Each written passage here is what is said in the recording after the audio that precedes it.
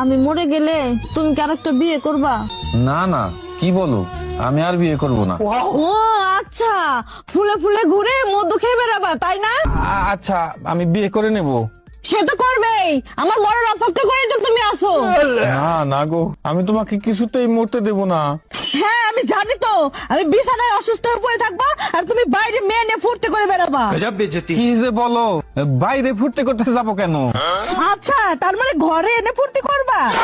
আচ্ছা, মুশকিল তো, ঘরে আনতে যাব কেন? মানে তার ঘরে যা ফুর্তি করবা? কে সেই রমণী? পাশের বাড়ির ভাবি? আমি মনে হয় বুঝি না। আরে দূর, উনি তো বয়সে আমার অনেক বড়। ও আচ্ছা, বয়সটাও তাহলে জানা হয়ে গেছে। আরে না, আমি জানতে চাই নাকি, উনি তো নিজেই আমাকে বললো। কবে বললো? তুমি ওর বাড়িতে গেছিলা তাই না?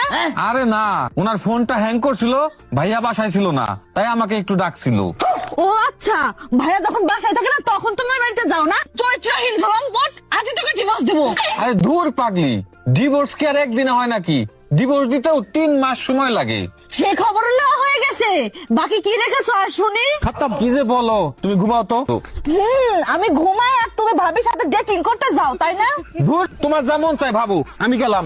আমার আর এই অশান্তি ভাল লাগে না। रुको जरा। সে তো যাবাই, তোমরা তো আগে থেকে টাইম ফিক্স করে রাখছো, তা যাবা না? যাও, আমি বুঝি না মনে হয়।